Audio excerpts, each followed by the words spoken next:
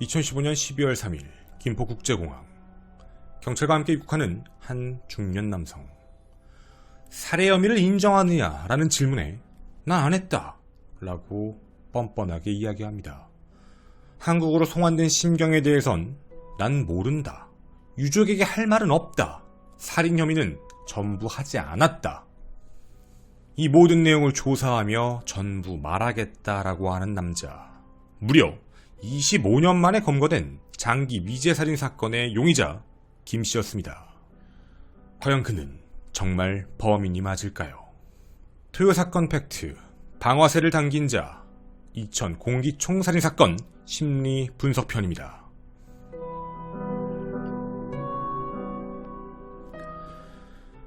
안녕하십니까. 전국 유튜브 구독자 여러분, 아프리카TV 시청자 여러분, 김원입니다. 경찰은 잊지 않고 있었습니다. 1990년 5월 7일 오후 9시 경기도 이천시 장원읍 정미천 제방에서 발생한 충격적인 공기총 살인 사건의 범인을 말이죠. 오랜 추적 끝에 일본에서 타인의 이름으로 결혼까지 살고 있는 김씨를 잡은 것입니다. 살인사건 발생 당시의 나이 31세 남성은 56세 중년의 남성이 되어 한국 땅을 다시 밟았습니다. 그런데 말이죠.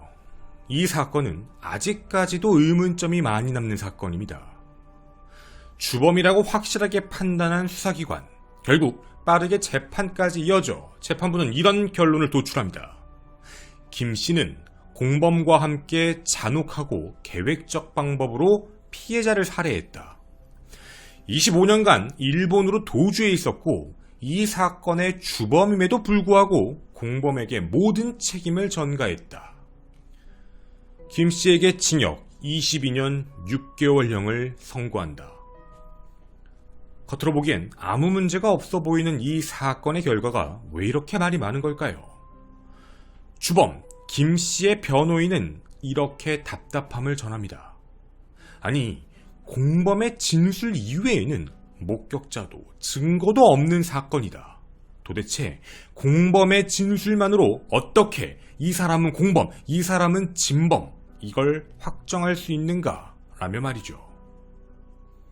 오늘 이 사건을 저희가 가명으로 진행하지 않아 조금 복잡하실 수 있습니다. 왜냐면 주범도 김씨고 공범도 김씨기 때문입니다.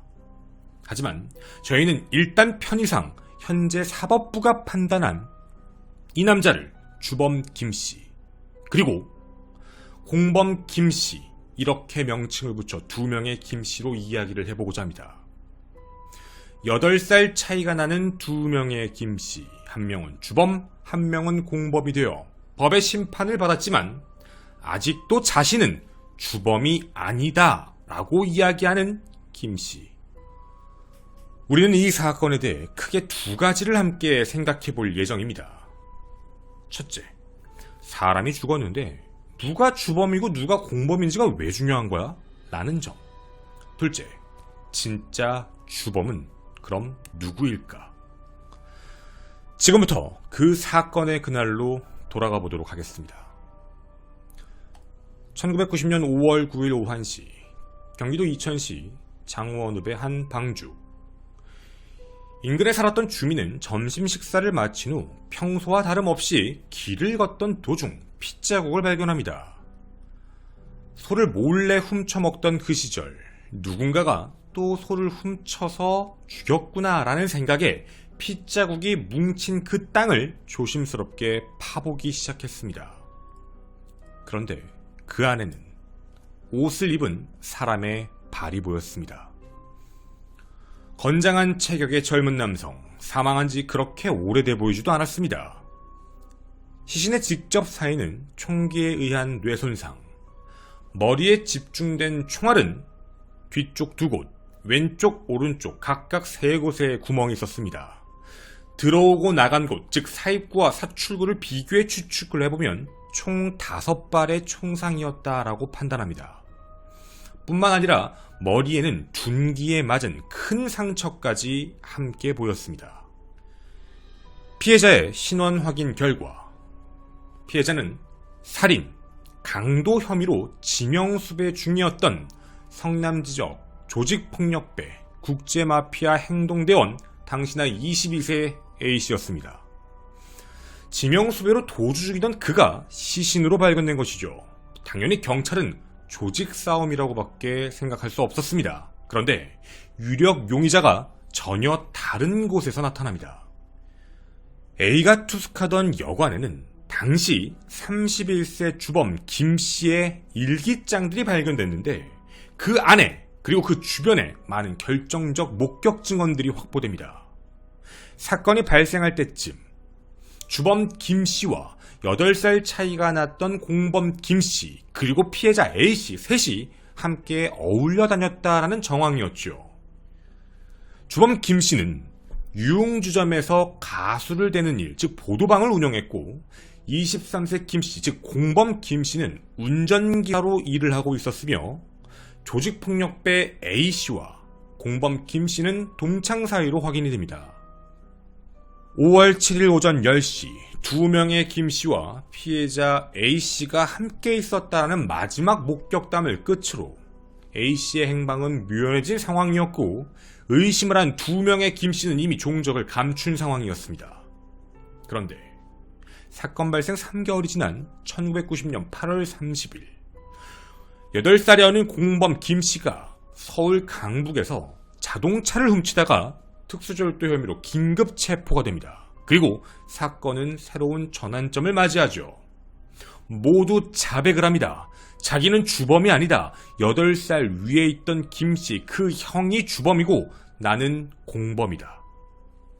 자, 여기서 중요한 포인트가 있습니다. 나는 모른다. 죽이지도 않았다. 이런 이야기가 아니고요.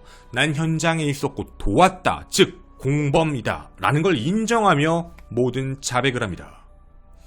경찰은 묻습니다. A를 주범 김씨가 왜 죽인 거냐? 아니, 상식적으로 생각해보면 A는 공범인 너와 동창 사이고 실제 주범 김씨와는 나이 차이도 많이 나고 서로 알고 지낸 지 4개월도 채 안 되는데 죽여야 될 이유가 없지 않느냐라는 질문을 던집니다. 이에 대해 공범 김씨는 이런 답변을 던집니다. 사실 저희가 보도방 말고 다른 일도 했습니다. 주범 김씨는 전문적으로 차량 절도를 내 훔친 차량과 동일한 차의 번호판을 위조해 쌍둥이 차를 만드는 일을 했습니다. 이것 때문에 주범 김씨와 피해자 A씨의 갈등이 생기기 시작했습니다. 당시 수배 중이던 피해자 A씨는 정상적인 경로로 차를 못 사자 그걸 주범 김씨에게 차를 팔아달 걸 부탁을 하게 됩니다. 차량 대금 150만원 중 120만원만을 주고 차량을 받았는데 A씨는 주범 김씨에게 나머지 30만원을 주지 않습니다. 그런데 왜 주지 않느냐라는 말에 A씨는 나 조직이에요. 아니 내가 돈 안 주면 어때? 너 이거 어차피 작물이잖아. 신고해. 라고 얘기하며 욕을 하는 겁니다. 여기에 대해 불만을 품었던 주범 김씨는 8살이 아닌 공범 김씨에게 이 내용을 모두 얘기하고 계획적인 범죄를 준비합니다. 사건 발생 전이었던 1990년 4월 20일 이천시의 장원읍 한 총포사에서 총을 구매하는데 주범 김씨는 이런 생각합니다. 내가 사면 걸릴 거니까 내가 죽일 거니까 네 명의로 사자 이 얘기였죠. 그리고 공기총을 구매해서 주범 김씨, 공범 김씨는 함께 사전 답사, 즉 시신을 묻을 장소를 미리 가서 공기총도 쏴보고 장소를 미리 탐사한 것까지 확인이 됩니다. 사건 당일 1990년 5월 7일 2명의 김씨는 A씨에게 함께 내려가서 고기나 구워 먹자, 회나 먹자 라고 이야기하며 사건 현장에 데려갑니다. 그리고 고기와 불판, 수첼사와 함께 먹고 있는 상황이었죠. 그때 계획범죄는 시작됐다고 합니다. 주범 김씨가 근처에 사는 엄마를 잠깐 만나고 오겠다라고 얘기하고 잠깐 자리를 비웠죠. 하지만 계획된 일이었습니다. 그리고 공범은 알고 있었습니다. 집을 간 게 아니라 차량 트렁크에 미리 준비한 공기총을 가지고 와 그 공기총으로 A씨를 살해합니다. 그 살해에서 끝나지 않았습니다. 5번이나 총을 쏘고 나서 확인 사살을 했지요. 차 안에 있는 야구방망이로 머리를 집중 공격한 겁니다.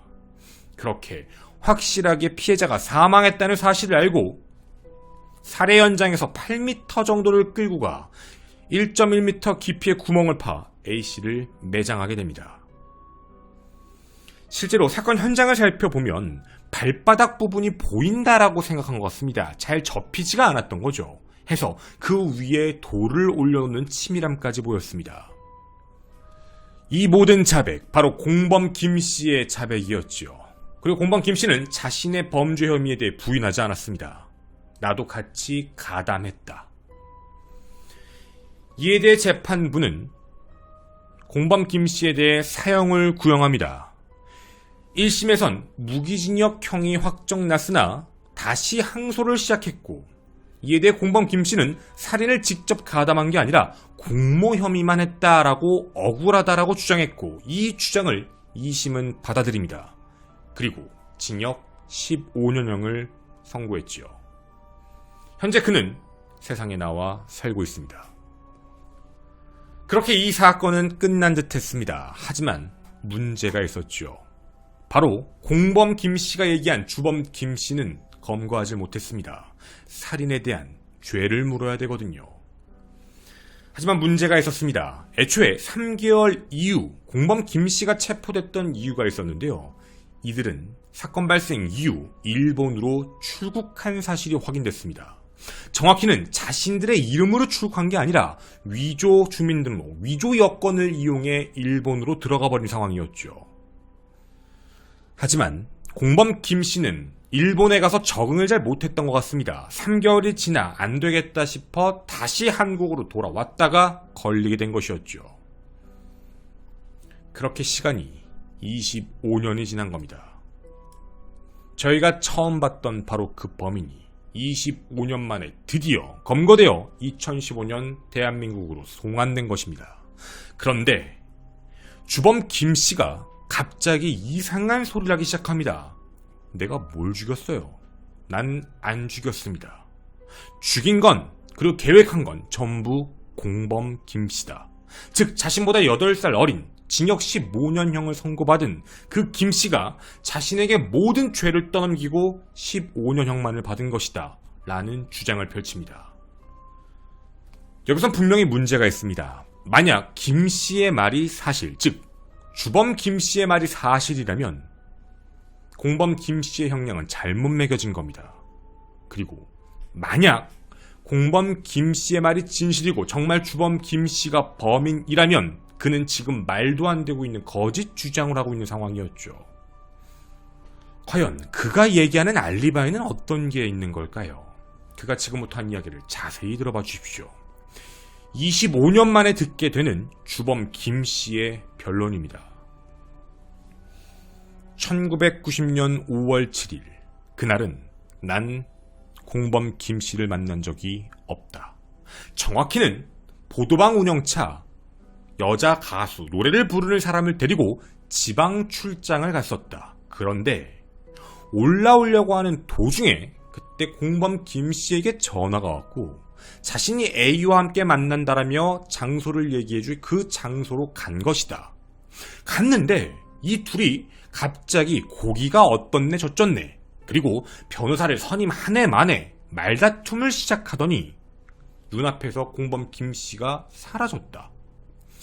자신을 진정시키면서 괜찮다 왜 그러냐 라고 이야기하고 있던 그 도중에 갑자기 A가 퍽 앞으로 쓰러져 앞 불판에 머리가 떨어졌다. 바로 총에 맞았다는 이야기죠. 그리고 그 장면을 봤을 때 공범 김씨가 공기총을 들고 다 죽여버리겠다라고 외치고 있어 너무 놀라 자신이 타고 온 차를 타고 현장을 벗어났다는 겁니다. 즉 자신은 절대 예상하지 못한 살인사건의 우연한 목격자다라는 주장입니다. 이 내용은 굉장히 중요한 부분입니다. 어떤 차이가 있는 거냐면 공범 김씨는 자신의 범죄 가담을 인정한 케이스입니다. 하지만 주범 김씨는 범행 가담 자체를 인정하지 않고 자신은 지금 목격자인데 억울한 누명을 썼다라는 이야기가 돼버리는 겁니다. 그의 주장은 정말 사실일까요? 그는 이런 이야기를 합니다. 공기총. 이 공기총도 4명이가 아니다. 실제 이 공기총은 공범 김씨의 명의로 구입된 게 맞았습니다. 그리고요. 사건이 발생한 이후 분명 자신은 차를 타고 도망갔다고 했죠. 그러면 총은 누구에게 있어야 될까요? 당연히 공범 김씨가 갖고 있는 게 맞는 논리입니다. 정말 공범 김씨가 갖고 있었습니다. 그리고 이걸 자신의 집이 아닌 자신의 친형 집에 숨겨놨는데 그냥 숨겨놓는 게 아니고요. 거기에 휘발성 물질로 혈흔 및 지문을 전부 다 지워버렸습니다. 이런 모든 상황을 보면 정말 단순히 공범이 자백을 하면서 나도 가담한 건 인정해요. 하지만 제가 주범이 아니에요. 저는 공범입니다. 주범은 일본에 있는 그 사람이 맞아요. 라는 내용으로 정말 주범으로 몰 수 있는 것인가? 라는 내용이죠. 실제로 일본 밀항을 준비한 것도 공범 김씨다라고 주장을 펼칩니다. 이뿐만이 아닙니다. 공범 김씨는 검거 그리고 재판 과정에서 이상한 소리를 합니다. 자, 첫 번째 진술에 보면은 총 5명이 같이 갔다라고 주장합니다. 자신, 그리고 공범 김씨, 피해자 A씨, 그리고 주범 A씨가 알고 있는 2명의 남성이 더 있었다. 이런 식으로 얘기해 그 현장에 도착했고 총을 쏜 건 김씨고 자신이 그걸 보고 있는 도중 의문의 남성 2명 중 1명이 야구방망이로 머리를 때렸다. 이런 식으로 얘기했죠. 그런데 실제 신문이 들어가자 말을 바꿉니다. 5명이 3명으로 줄어듭니다. 이 2명. 야구방망이로 때렸다. 주범 김씨가 태운 2명의 남자가 갑자기 싹 사라집니다. 즉 이런 걸 보면 공범 김씨는 진실만을 이야기하고 있지 않다라는 게 주범의 이야기였죠. 여러분은 지금 이 모든 이야기 25년 만에 사건의 양쪽 이야기를 들으셨습니다. 누가 범인 같으신가요? 주범 김씨로 검거된 사람이 정말 범인일까요? 아니면 공범으로 알려진 김씨가 주범인 걸까요? 이들의 진술에 대해서는 좀 특이한 특징들이 있습니다. 일단 첫 번째, 위치와 관련되어 있는 문제인데요. 정말 신기할 정도로 정반대로 이야기합니다. 정반대라는 뜻이 뭐냐면 차가 서 있는 위치들까지도 동일하게 이야기합니다. 불판이 있는 장소, 고기를 먹을 때 피해자가 어느 방향에 서 있었는지까지도 동일하게 이야기하는데 한 명은 총을 쏘기 위해 차 뒤에 있었고 한 명은 A와 가까이 있었던 그 상황, 그 위치만 서로 반대로 이야기합니다. 진짜 놀랄만한 일이죠. 정말 답답해 밑을 누르신 겁니다. 주범 김씨는 자기가 A씨 옆에 있었다. 공범 김씨는 자기가 A 옆에 있었다. 이런 주장을 하고 있는 겁니다. 그럼 이들의 진술 중에 조금 다르다라고 볼 수 있는 게 어떤 게 있을까요? 바로 총소리였습니다. 정말 특이한 내용인데요. 둘 다 자신의 입장에서는 불판 앞에 있었습니다. 그리고 옆에 피해자가 서 있었죠. 총알이 날라온 겁니다. 근데 주범 김씨는 총소리를 못 들었다고 얘기합니다. 그런데 공범 김씨는 총소리를 들었고 놀라서 엉덩방아를 찍었다라고 진술을 합니다. 이들은 총소리에 대한 이야기가 정반대입니다. 이게 과연 진실일까요? 이들의 주장대로면 사건 현장에서 총알이 발사된 위치는 딱 10m 거리였습니다. 여러분에게 한번 여쭤보겠습니다. 10m 거리에서 공기총을 발사하면 소리가 들릴까요? 안 들릴까요? 우린 이 부분에 대해 상식적으로 이야기할 수 있습니다. 아니 어떻게 총소리가 안 들려? 적어도 총소리는 당연히 들리는 게 맞지. 뭐 이런 느낌이실 겁니다. 근데 이에 대해 김씨, 즉 주범 김씨는 계속적으로 총소리를 못 들었다고만 주장합니다. 근데 이게 참 신기한 내용입니다. 왜 그러냐면 우리 상식적으로 생각해 보겠습니다. 보통 상식적인 상에서 얘기를 하게 되면 소리가 들렸다 라고 얘기하는 게 맞습니다. 총소리를 들었을 때 그게 안 들렸다고 얘기하는 게 본인의 입장에서도 불리한 상황일 수 있거든요. 하지만 왜 그걸 못 들었다, 안 들렸다라는 이야기를 계속적으로 할까? 그 이유가 있었습니다. 공기총은 화약과 달랐습니다. 정확히 말씀드리면 우리가 알고 있는 총 중에 화약탄이 들어가면 그게 땅! 이라는 아주 큰 소리가 나는 총알입니다. 그런데 공기총은 말 그대로 공기의 힘으로 총알을 발사하기 때문에 소리 자체가 크지가 않습니다. 그냥 이런 소리가 납니다. 그 소리 자체가 10m 떨어졌을 때 못 들었다라고 얘기할 수 있을진 모르겠지만 우리가 얘기하는 대로 엄청나게 큰 소리가 아니라는 겁니다. 빵! 이런 소리요. 만약 이게 맞다면 우리가 생각하는 대로 빵! 빵! 빵! 그게 5발이면 이 동네 마을 주민들도 들어야 될 만큼의 소리일 겁니다. 이건 공기총이었기 때문에 소리가 그렇게 크지가 않았다는 것이죠. 자, 그러면 주범 김씨의 주장도 완벽하게 무시하기가 어렵습니다. 그리고 이런 상황이었죠. 불판에서 고기는 구워지고 있고 거기에 A씨와 그리고 한 명의 남자는 앉아서 대화를 하고 있는 상황. 그 와중에 갑자기 포적하고 쓰러졌다라고 얘기하면 충분히 의심해 볼 수도 있는 대목입니다. 못 들었을 수도 있지요. 그런데 말이죠. 이 사건은 또 다른 맹점들이 실제로 존재합니다. 이렇게 보면 주범 김씨는 범인이 아닌 것 같습니다. 그런데 주범 김씨가 진술한 내용 중엔 조금 이상한 내용이 하나 있습니다.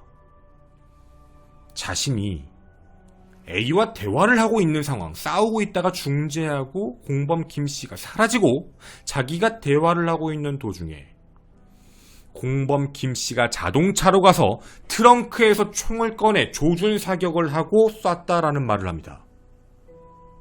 이상하지 않으신가요? 아니, 그게 맞잖아. 아니요. 이건 우리가 사건 내용을 다 알고 있으니까 하는 얘기입니다.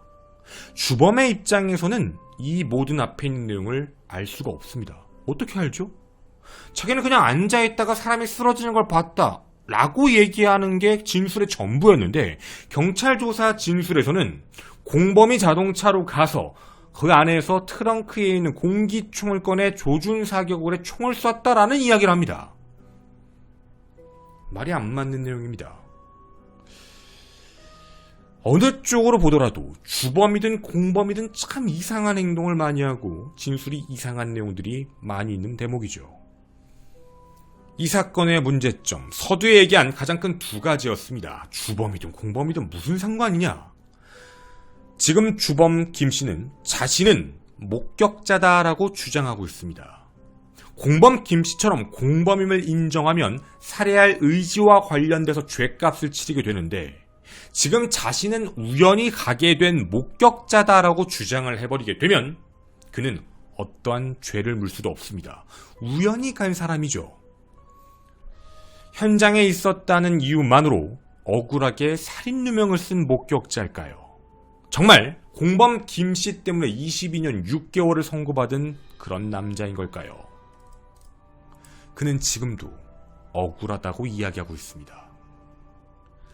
여러분은 사건에 대한 대목들을 어느 정도 들어보셨습니다. 물론 김씨, 주범 김씨와 공범 김씨가 얘기하는 서로의 상황들은 약간 다릅니다. 주범 김씨가 얘기하는 대로면 이 모든 살인 계획은 공범 김씨가 꾸몄고 자신은 우연히 들렸을 뿐이다라는 주장. 그리고 공범 김씨는 같이 공모했고 거기서 주범 김씨가 죽였다라는 주장인 겁니다. 복잡합니다. 뭐가 과연 진실일까? 지금부터 여러분 심리적인 부분으로 같이 한번 들어가 보겠습니다. 이 사건에 2명의 김씨다 보니 굉장히 헷갈립니다. 김씨를 지금부터 머릿속에서 지워보겠습니다. 지금부터 여러분은 당연히 그럴 리는 없겠지만 한 남자를 죽이기 위해 공기총과 삽괭이, 야구방망이를 준비해 사건 현장으로 데리고 온 한 범인이라고 생각해 보겠습니다. 여러분은 어떤 행동을 하실 건가요? 난 이 사람을 죽여야 되겠다라는 생각을 했을 때 모두 다 준비해서 그 장소에 왔습니다. 그 장소에서 여러분은 다른 사람을 부르실 건가요? 다른 사람을 왜 불러야 될지는 모르겠지만 자기가 준비를 해놓고 다른 사람을 부릅니다. 그것도 다른 지방에 있는 사람을 잠깐만 들려봐 라고 부르고 그 사람이 그 현장을 오게 만듭니다. 그 이유는 왜일까요? 여러분이 범인이라면 그 사람을 왜 부르실 겁니까? 우린 이유를 압니다. 한 가지죠. 걔도 죽이려고. 나는 A가 목적이 아니라 지방에 있는 걔도 있어서 둘을 죽이려고. 이러면 부를 수 있습니다.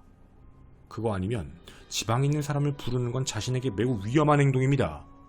목격자가 등장할 수도 있고요. 그 사람이 경찰에 가서 자백을 할 수도 있고 신고를 할 수도 있습니다. 여러 가지 복잡해지는 문제가 올 수도 있지요. 또 하나. 범인의 입장에선 또 한 가지 행동을 해야 됩니다. 어떤 이유든지 간에 불러낼 수는 있습니다. 불렀더니 왔습니다. 총을 쐈습니다. 그런데 목격자가 차를 타고 도주합니다. 뭐 하실 건가요? 따라가 죽여야 됩니다. 따라가 죽여야 되는데 죽이지 않고요. 그 사람에게 가. 우리 같이 밀항하자. 이런 이야기를 해야 되는 상황이 옵니다. 제가 지금 누구의 입장에서 얘기하는 것 같으신가요? 이건 주범 김 씨의 주장대로 모든 상황을 만들어 본 겁니다. 김 씨의 상황대로 만들어 보면 자신은 목격자다, 억울하다라고 얘기하고 있는데 공범 김 씨가 모든 걸 다 계획했다면 가장 안전한 방법, 일본의 밀항에서도 가장 안전한 방법은 주범 김 씨를 죽이는 게 가장 안정적입니다. 자신의 죄에 대한 목격자이자 가장 위험한 사람은 바로 주범 김 씨니 말이죠. 하지만 이상하게도요, 공범 김 씨는 그런 행동을 하지 않았습니다. 오히려 모든 상황을 보면 되게 많이 믿고 있다라는 느낌이 더 들지요. 그럼 역으로 가보겠습니다. 만약 이 모든 사건의 범행 계획 자체가 주범 김 씨의 계획이었다면 모든 흔적에서 김 씨의 흔적이 나타나야 됩니다. 근데 정말 모든 상황에 김 씨는 나타납니다. 공기총을 구입할 때도 같이 간 사람이 주범 김 씨. 그리고 공기총 사격 연습을 한 것도 김 씨. 사건 발생 이틀 전 사냥을 나가본 것도 김 씨. 여러분이 생각하실 때 어떤 생각이 드시나요? 정말 이 남성은 억울한 목격자인 건가요? 아니면 악랄한 범죄자일까요? 법의 심판은 22년 6개월이었습니다. 그는 지금도 나오고 싶어 합니다. 여러분의 의견 기다리도록 하겠습니다. 감사합니다. 사실 이 내용은요, 조금 정리해서 또 말씀을 드리면 사실 둘 다 완전히 100% 진실되게 말했다라고 좀 보기가 어려운 것 같아요. 진술도 서로 너무 거짓말을 많이 하고 있고, 어떤 범죄자든 똑같아요. 자신의 죄를 최대한 낮추려고 노력을 많이 해요. 그런 상황이라고 보면은 무조건 100% 진실만을 얘기할 수는 없다라는 거. 예를 들면 방망이로 때린 거, 뭐 야구 방망이로 때렸다, 이런 거는 뭐 아니겠지만, 뭐 정확히 모르겠지만 공범이 했다, 이럴 수도 있는 거예요. 총을 쏜 건 주범, 야구 방망이를 쏜 건 공범, 뭐 이런 걸 수도 있는데 자기는 때린 적 없다, 그건 전부 주범이 했다, 뭐 이런 식이죠. 그러니까 자기는 살인하는 거에 대해서 어느 정도 가담을 한, 공모 혐의만 있는 거지 살인을 직접 하지는 않았다. 왜냐면 그거 인정하면 형량이 세져요. 실제로 우리 저번에 기억하실지 모르겠는데 이 사건, 우리가 이 사건에서 그런 얘기를 했었어요. 이거 지금 유튜브에도 올라가는데, 두 명이 있는데 한 명이 나타나지 않을 것 같다라고 했을 때 한쪽은 무조건 한쪽으로 모든 책임을 물어요. 자기가 그래야 더 자유로워져요. 얘가 발견되지 않아야 되니까. 발견되지 않으면 자신의 죄는 입증이 안 될 거니까. 그래서 이게 실질적으로 주범 공범이 있다라고 얘기를 해볼 때 잘 생각을 해보면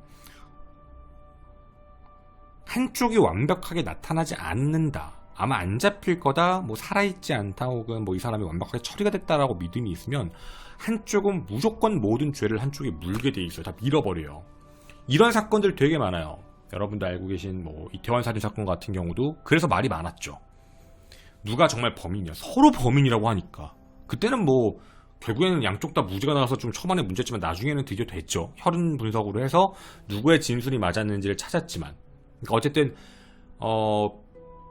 이게 어떤 사건의 범인이 두 명이 있을 때 어떻게든 한쪽은 피해 나가려고 한쪽에 몰아붙이는 경향이 강하거든요. 이렇게 봤을 때 과연 공범 김 씨가 100% 다 진실만을 얘기했을까에 대한 부분도 완전히 배제할 수 없다는 거예요. 무조건 뭐다라고 얘기해도 애매하고, 또 하나 사실 김 씨가, 주범 김 씨가 자신을 우연히 본 목격자다라고 주장하는 것 자체가 좀 상황이 좀 안 맞아서 그래요. 그래서 그 말 자체를 참 믿기도 어려운 부분인 것 같습니다. 무조건 자기가 한 행동도 있고, 그리고 진술의 상황이 안 맞아요. 만약에 주범 김 씨가 얘기한 대로 공범이 다 꾸리고 자기가 갔다라고 얘기하면 자기가 죽어야 돼요. 자기는 살아있으면 안 되거든요. 자기가 제일 위험한 목격자인데, 그리고 자기가 가장 위험한 사람인데 라고 판단할 텐데, 그래서 이게 뭐 뒷이야기에서 하는 얘기지만 저는 둘 다 절대 진실을 얘기한다고 생각하지 않아요. 그리고 저는 둘 다 살인까지 갔다라고 믿는 사람이라 뭐 그렇게 완벽히 진실되게 얘기했다라고는 보기가 힘들지 않을까 싶어요. 상황들만 보면 둘 다 워낙에 진술 번복을 많이 했던 상황이라서. 그래서 그 내용을 여러분하고 같이 전했던 부분이었습니다.